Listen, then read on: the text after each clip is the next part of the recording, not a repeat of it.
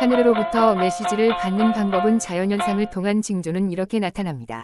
상무지개나 별똥별을 보거나 손에 앉은 나비나 무당벌레를 보는 등 자연현상과 생물을 통해 나타나는 행운의 징조가 많이 있습니다.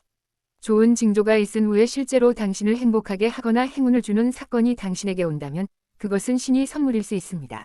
신의 메시지는 행운의 징조일 뿐만 아니라 당신의 노력에 대한 보상으로 아름다운 자연 현상이기도 하고 희귀한 현상이나 사건을 통해 당신에게 결정을 내리도록 격려할 수도 있습니다. 신으로부터 메시지를 받는 방법은 자연현상을 통한 징조는 이렇게 나타납니다. 눈앞에서 일어나는 이상한 현상은 무언가의 징조입니다. 태양 주위의 무지개를 보는 것, 특이한 하늘 패턴을 보는 것, 절에 참배하기 전이나 후에 태양의 후광이나 무지개를 보는 것은 언뜻 보면 우연의 일치처럼 보일지 모르지만 눈앞에서 일어나는 특이한 현상이나 사건은 신이 특별한 메시지를 보내는 것일 수도 있습니다. 사물의 첫 번째 미묘한 현상이며 결과의 행운을 미리 알려줍니다. 사물의 결과 앞에 있는 징조가 있고 사물의 징조는 희미하다는 말이 있지만 예를 들어 손에 앉은 무당벌레나 눈앞에 나타나는 무지개는 자연 현상을 통한 이해하기 쉬운 징조입니다. 어떤 사람들은 이러한 현상을 일종의 메시지로 볼 수 있고 다른 사람들은 그것들을 단지 사건으로 볼 수 있습니다. 사람 한 사람 나름대로 받아들이는 것은 자유라고 생각합니다만 메시지로서 받아들이면 인생을 더 풍요롭게 보낼 수 있다고 생각합니다. 인생은 작은 선택의 연속이기 때문입니다. 예를 들어 오늘 저녁에 무엇을 먹을까?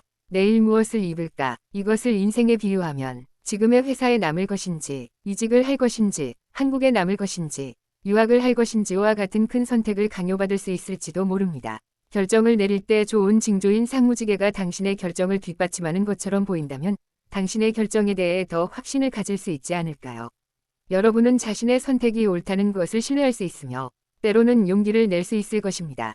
도전을 포기한 사람도 있을지도 모르지만 다시 도전할 용기가 있다면 꿈을 잡을 수 있습니다. 이렇듯 눈앞에 펼쳐지는 현상을 일종의 메시지로 받아들이는 방식으로 살아간다면 앞으로의 가능성이 넓어지고 인생이 더 풍요롭게 변화할 수 있을 것입니다.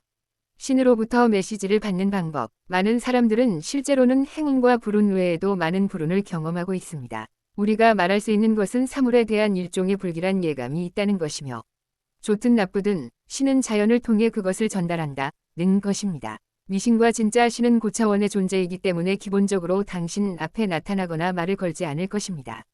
그렇다면 자연현상, 생물, 우리에게 일어나는 기억에 남는 사건, 다른 사람들의 말, 텔레비전과 책에 나오는 말을 사용하여 오감이나 육감을 통해 어떻게 메시지를 전달할 수 있을까요?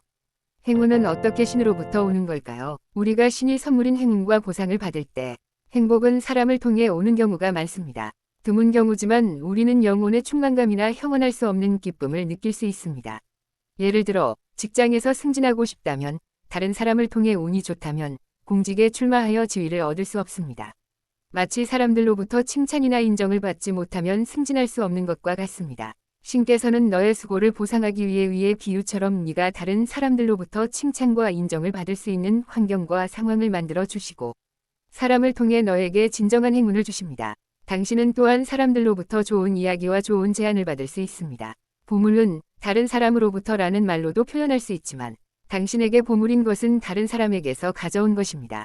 그 밖에도 기적적인 우연의 일치, 발전, 운과 추진력, 의욕, 기쁨 등 신의 행운과 보상, 아름답고 특이한 자연 현상 등 많은 종류가 있습니다. 그러나 솔직히 말해서 신이 하는 일은 기적적이고 행운이며 인간의 지식으로는 측정할 수 없는 감동적인 일들입니다. 따라서 행운의 징조가 나타났을 때 어떤 일이 일어날지 기대하는 것도 중요하지만 당장 어떤 일이 일어나지 않아도 당황하지 않고 지금 할 수 있는 최선을 계속하는 것이 중요합니다. 우리가 신이 좋아하시는 삶을 살아갈 때 신은 자연을 통해 무언가를 전달하려고 하시는 것이 아닐까요?